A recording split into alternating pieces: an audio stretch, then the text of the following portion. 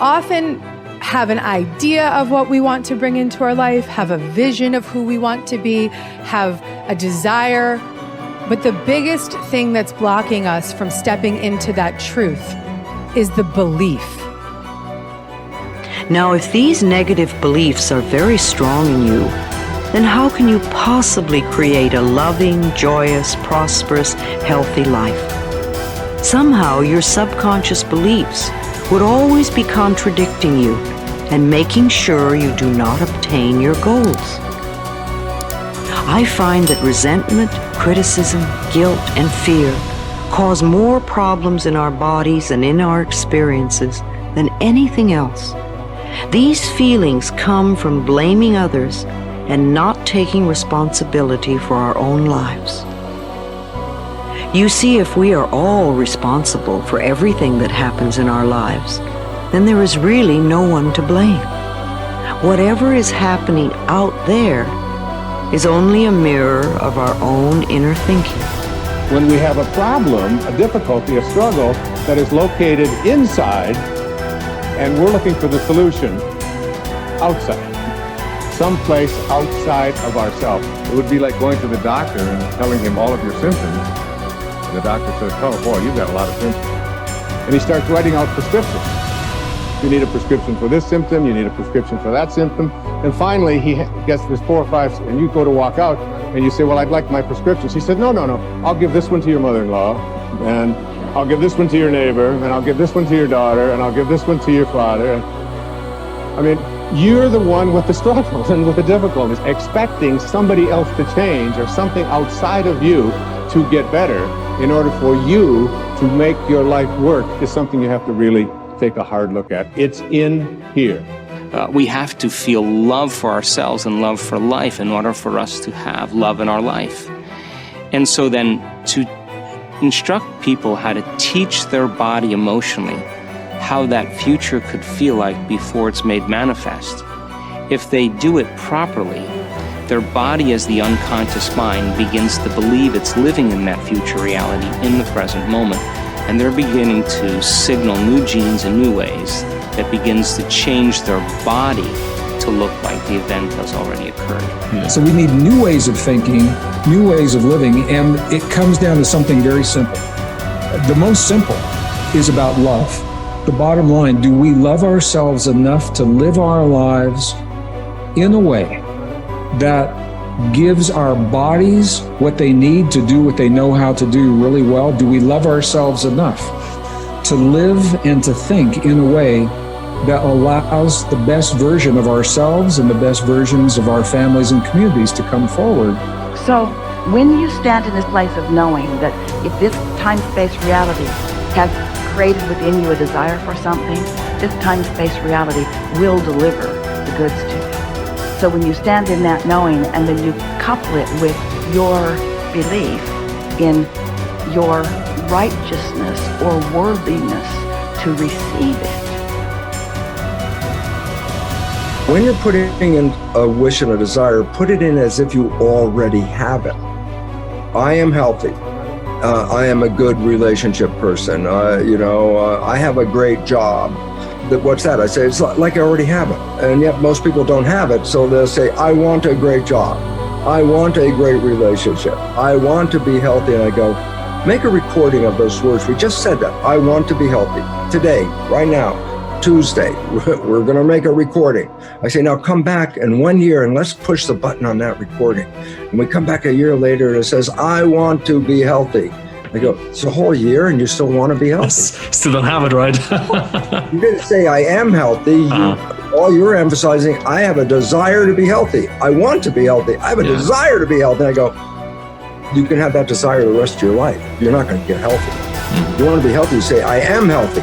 But then you look and say, yeah, but in reality, I'm sick. And I go, no.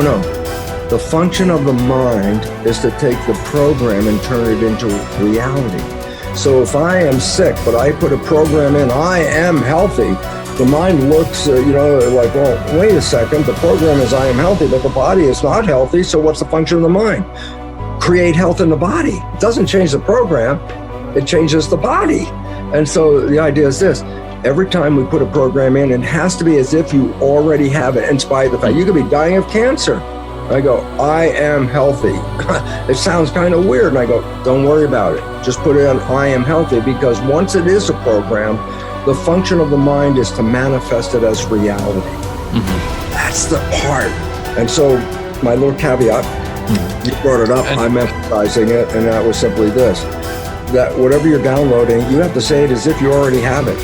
Because if you put a future tense on it, I will, I want, I say, if you record that, that means you will always want to have it. I will do this. You won't get there. So I just wanted to bring that in, because if we're making a program, then you must make sure it says as if you already have it, in spite of the fact you don't. Top people look for the good in every situation. They know that it is always there. No matter how many reversals and setbacks they experience, they expect to get something good out of everything that happens to them. They believe that every setback is part of a great plan that is moving them inexorably toward achieving the great success that is inevitable for them. If your beliefs are positive enough, you will seek the valuable lesson in every setback or difficulty. You will confidently believe that there are many things that you have to learn on the road to achieving and keeping your ultimate success. You therefore look upon every problem as a learning experience. Napoleon Hill wrote, "Within every difficulty or obstacle, there is the seed of an equal or greater advantage or benefit." With this kind of an attitude, you benefit from everything that happens to you, positive or negative, as you move upward and onward toward achieving your major definite purpose. There is a law of reversibility in psychology and metaphysics that says you are more likely to act yourself into feeling a particular way than you are to feel yourself into acting. What this means is that when you start off, you may not feel like the great success that you desire to be. You will not have the self-confidence that comes from a record of successful achievement. You will often doubt your own abilities and fear failure. You will feel that you are not good enough, at least not yet. But if you act as if you were already the person you desire to be, with the qualities and talents that you desire to have, your actions will generate the feelings that go with them. You will actually act yourself into feeling the way you want to feel by the law of reversibility. If you want to be one of the top people in your business, dress like the top people, groom like the top people, organize your work habits the way they do. Pick the most successful people in your field and use them as your role model. If possible, go to them and ask them for advice on how to get ahead more rapidly. And whatever advice they give you, follow it immediately. Take action. When you start to walk, talk, dress, and behave like the top people, you soon begin to feel like the top people. You will treat other people like the top people do. You will work the way the top people work. You will start to get the results that the top people get. In no time at all, you will be one of the top people yourself.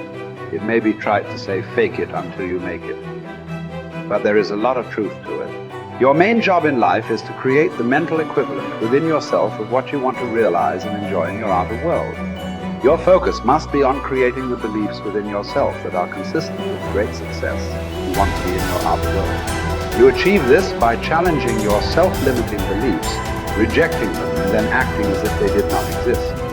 You reinforce the development of new life, enhancing beliefs by increasing your knowledge and skills in your field to the point where you feel equal to any demand or challenge. You accelerate the development of new, positive beliefs by setting bigger and more exciting goals in every area. Finally, you act continually as if you were already the person that you desire to be.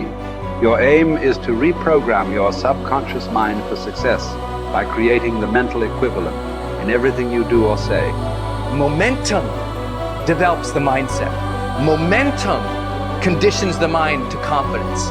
Like just moving forward every day, even a small thing. If you just said, every day I'm gonna do 3 things to move my life forward, and you just did those 3 things every single day. Today I'm gonna do these 3 things to move my life forward. It could be sending an email, calling somebody, having that prospect meeting. It could be as simple as like, oh, okay, I'm gonna work towards this goal. I'm gonna finish this presentation. I'm gonna create this thing. Whatever it is for you, like do that thing. Maybe it's like, oh, today I'm gonna work out today. Great, you worked out. Your mind goes, I said I was gonna work out, I worked out. I developed a little more confidence because you were congruent with your intentions. See, action is what makes us congruent with our intentions, right? That old thing you've heard me say, if you've been studying my work for a long time, intention without initiative is just sorry hopes. It really is. Intention without initiative is just sorry hope. You have to apply yourself again.